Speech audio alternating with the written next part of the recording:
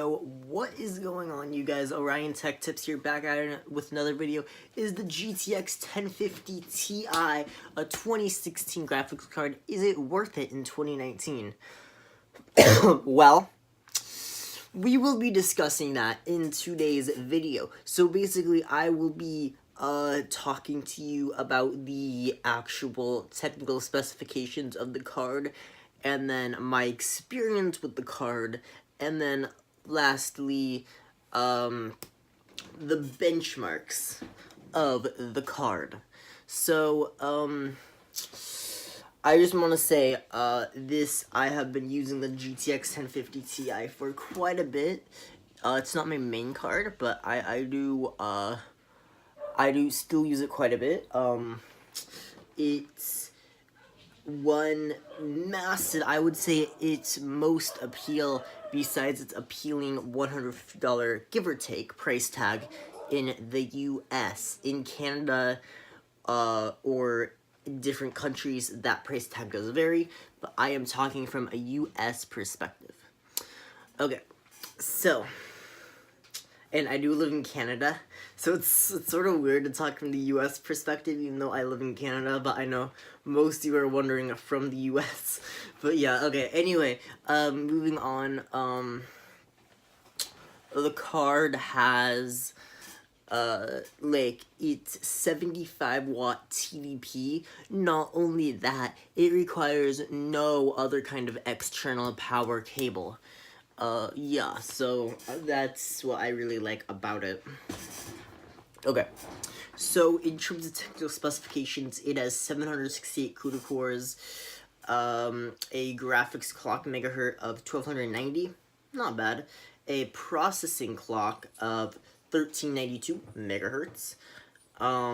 It has a clock speed of 7 gigahertz.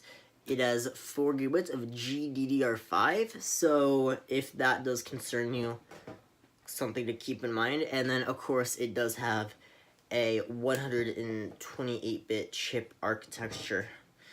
Okay, anyway, memory bandwidth, it has 112 gigabytes per second of bandwidth. Okay, anyway, in terms of what it supports CUDA, VR Vision, Circuits X, and NVIDIA G-Sync. I'd be careful with that due to its power limitation, so just keep that in mind. Okay, anyway, maximum temperature with the GPU is 97 in Celsius. Maximum graphics card power in watts, 75. Minimum system power, 300 watts. And I don't think that's a concern. So, like, even if you have, like, just, like, a standard ATX tower from, like, some old pre-built, and you still have some kind of fine, okay CPU, and you're wondering, oh, but will it support it? Yeah, just throw it into the PCIe slot, you'll be fine.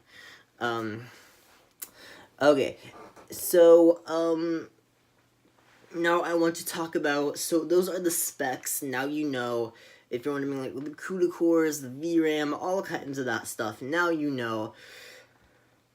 But now I want to talk about my experience with the card. And I want to start off by saying I am, in terms of gaming, like, I am impressed, like,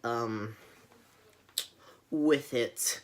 So, and then it does, like, if you're going to buy, like, this card right now, and all you do is, like, gaming, it's, this thing, it's better than, I would say, like, it's better than consoles.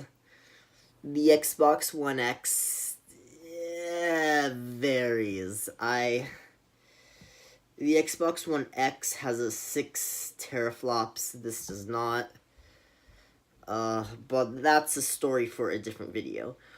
So, I would say, yes, the card is worth it.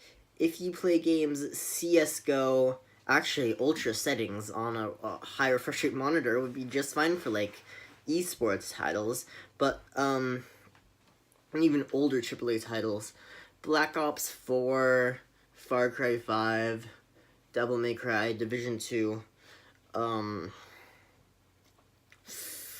yes, they work, and they work at 1080p. In some cases, like, well, the Division 2 is an example, and Far Cry 5, because they have to, like, load in textures from, like, far away. It takes a ton of compute power. So you have to, like, 1080p low and mid-40s. So, that's... most consoles don't actually give you a full 1080p experience. The GTX 1050 Ti does. And if you're looking to like put it into a $500 build, if you have a budget and then you're just like wondering like what part should I get for $500, personally, your other option, if like your components support it, is the RX 570.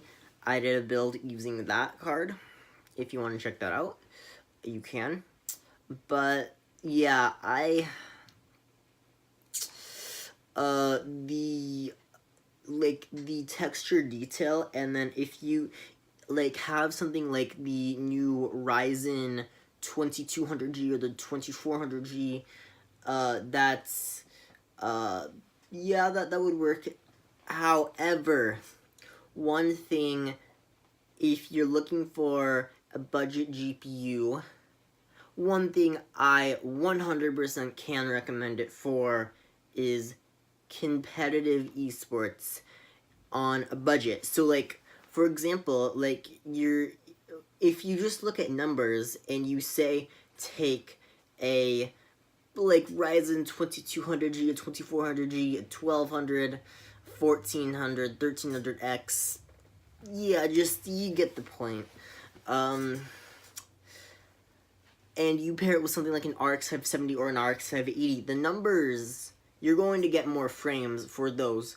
However, on esports such as CSGO, League of Legends, Dota 2, Overwatch, Rainbow Six Siege, so much more, I'd recommend a 1050 Ti and an Intel chip, and like just overclocking the Intel chip. So like something like a GTX 1050 Ti and an i3 8100K, and you overclock that to 5 gigahertz, you will get incredible results. If you buy like an RX 570 and a Ryzen chip, no, because of the clock speed.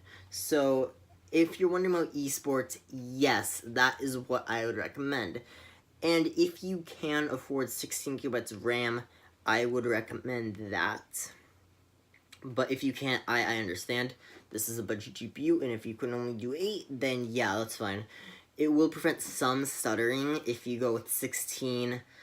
But again, like, if, like, you're going to get a budget GPU, I understand if you can't afford 16 gigabytes of RAM. So yeah, anyway, that about does it for what I would recommend the 1050 Ti for. If you're wondering about CAD prices, it's around $312 if you want to buy it and you live in Canada.